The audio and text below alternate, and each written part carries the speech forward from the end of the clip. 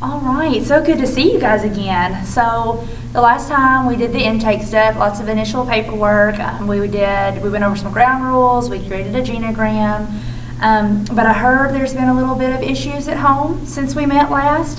So I'd like to take a little bit of time just to get some more information on that this time. So first, I'd like to get Eric's perspective. Eric, what happened this week? Well, I'm guessing Mom's already called you. I guess the issue that she's talking about is that I came home late, and sometimes, I come home late, but it's not like it's too late. I parked in the garage. There was enough room for her to still get her car out. I leave my keys on the table, so my car can be moved if it has to be moved. Mm-hmm. And I went to bed, and she just turned it into like a big deal, just like she does with everything.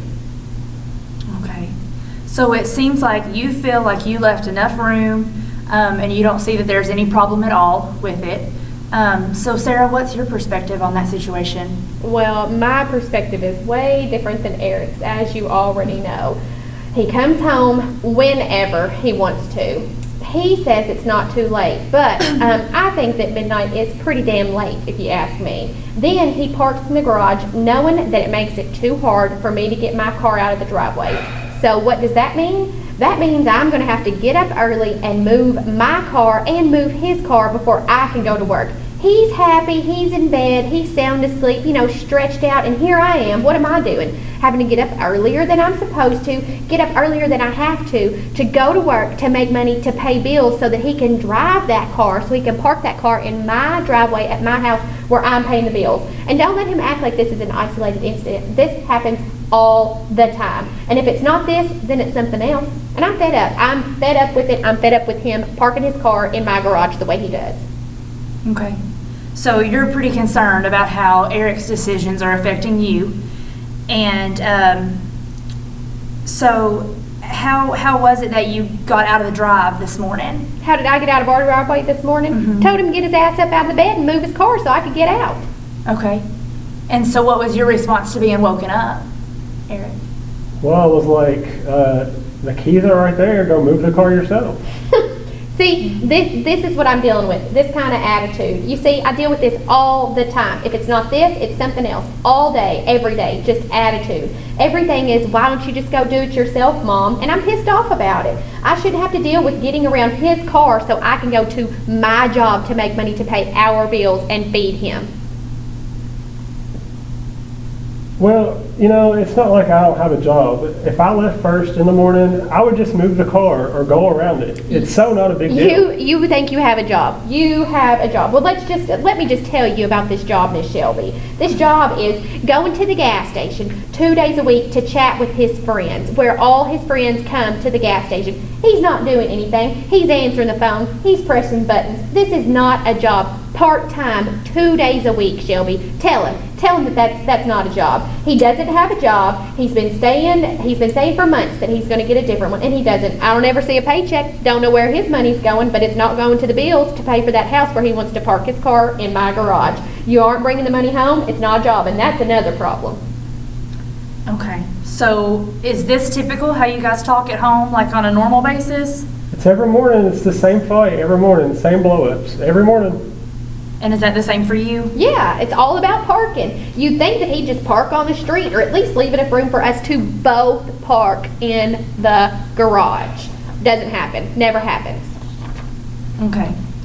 So it seems as if coming home late and curfew are primary problems at home that you see, the primary problems that you see at home. But no one really knows how the other one feels about the situation. So instead maybe we're just like arguing and yelling constantly instead of maybe talking about feelings. Yeah, I don't have time to do all this fighting all the time. Okay. Because he's busy at his job working. Okay. And so how long have the two of you guys been living together, like just the two of you as mom and son? Just the two of us? Well, since he was born, 24 years old, still living under my roof. That's another problem. Have I mentioned that? But you see, I do love him, and I don't want you to think that I don't. I just want him to grow up and make good choices. He's 24 and working at a gas station for 2 days a week. He's smart. He made good grades. He was on the honor roll when he was in school, Shelby. And it's not like I'm asking for a lot just to get a different job. And when his dad left us 3 years ago, which don't get me wrong, that's a good thing because he was not a good person. But he just doesn't understand now. It's tough being a single parent, and he doesn't get that. Okay. So Eric, what do you think? How do you feel when you hear Mom say this stuff? Well, it hurts my feelings. It makes me feel like I'm a piece of crap. And why is she even talking about Dad like that? Dad's not even here. Okay, Eric. So you hear Mom say these things, and it makes you feel kind of sad and maybe like you're the one at fault. So when did these problems with communication and all this arguing instead of really talking, when did that start?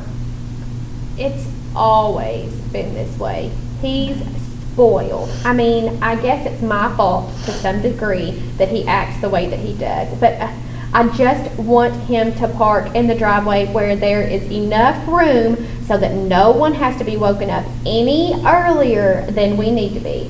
There are just some selfish choices that his father would make, and I just see him making the same selfish choices every single day, just like his father would do. There's no room to park the car where you want it. Okay. So what does it feel like then when you hear Mom saying this? Well, it hurts and it bothers me because it's like that she doesn't even care that Dad isn't here anymore. I just want to live with him at this point. We divorced for a reason, you know. I mean, I know that you know that. What do you want? He's gone. We're getting on with our lives. We have our stuff in our house, and we are moving on. He's gone, Eric. He's not coming back. Okay, so let's try something. I want you guys to use some iMessages. And so iMessages are statements that you make to one another about how you feel. And it all is coming from your perspective. So we're not telling how the other person's actions may impact you, but just how you feel. So let's start with the issue about parking, since it seems like this is a big daily struggle at home. So when Eric parked the car and just left his keys on the table, tell us how that made you feel and how that makes you feel within the household. So use I statements such as like, I feel blank whenever this happens.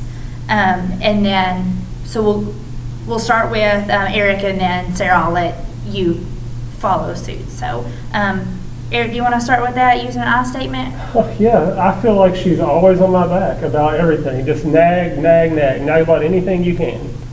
Okay, good. So instead of saying that she always nags you, let's say what that feels like to you. Okay, well, I feel sad all the time when she picks on me and tells me that I'm immature. Okay. And so Sarah, how does it make you feel to hear Eric say this? Well, I'm not trying to pick on you or make you feel like you're less. Okay, so let's remember to use a lot of I statements. So how does it make you feel, Sarah, to hear Eric say that he feels this way? It's not about him, but about how it makes you feel. This is harder than I thought. I guess it makes me feel like I'm a bad mom. I'm not trying to make him feel that way. Okay, so that's good, but now direct it towards him. I'm sorry, I'm not trying to make you feel bad. Well, I feel like I try to be an adult and be responsible. I have a job. And how does that make you feel? Remember using those I statements. I just feel like I want to argue right now. This is too hard. I don't understand. This is really hard. He says he has a job, but like I've already said earlier, his job, working 2 days a week, sometimes even 2 days a month, that's not a job. Okay, so use your I statements, and so use those I statements to realize that maybe he views his work as a job, even though you don't see it that same way. So how does that make you feel? Well, I feel that it's good that he has a job. I'm proud that he has one, but I wish that it were a more regular job. Okay, good. So we don't have to use a big long statement in order to learn about our own feelings, and we don't always know how we make other people feel, and realizing how we feel can sometimes help us to understand the process.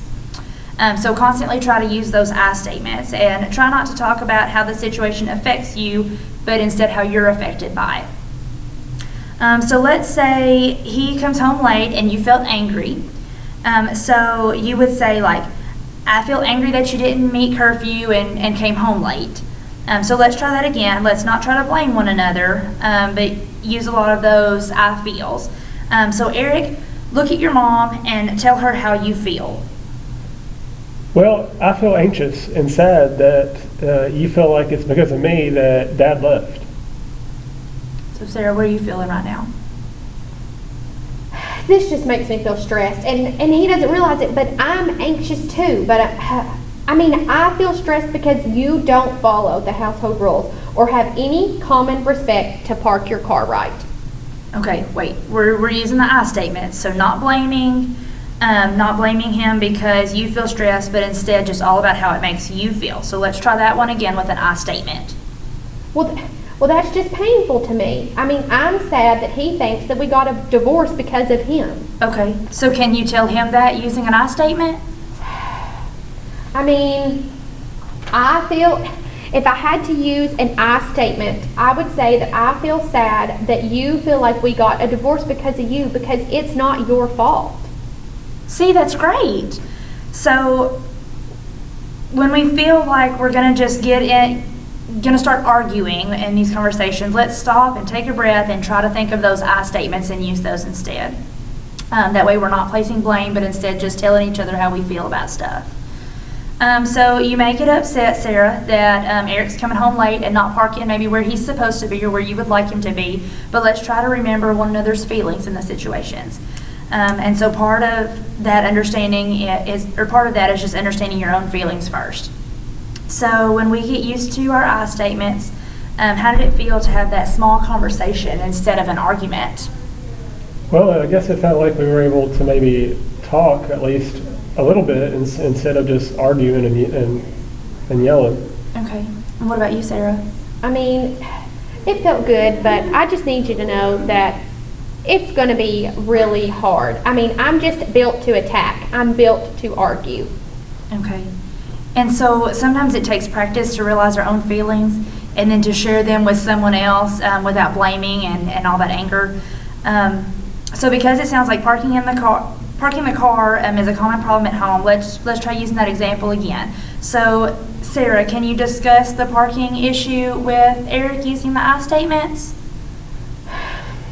Okay. I feel angry when I get up in the morning and I have to move 2 cars. Or I feel angry because I have to wake you up because I have to go to work. It really just gets my day off to a bad start. Okay, good. So you've told Eric how you feel without associating any blame. So Eric, what would you say back to that? Well, I guess I would say that I feel bad. I didn't ever realize that where I parked my car ruined your whole day or your whole morning. I guess I need to apologize. I'm sorry. Good. So using I statements really helps people know how we're feeling. So what do we think? I mean, I do. I think this is good. It's just going to be so hard, but I can already tell it helps us, I guess, to know where he's coming from. It'll help him to see where I'm coming from instead of just arguing. But I can tell it's definitely going to be hard. I mean, sitting here with you, it feels a little bit easier, but I don't know what we're going to do once we get home. Yeah, I think, I guess I could do it. I think it helps to know what she wants. Okay.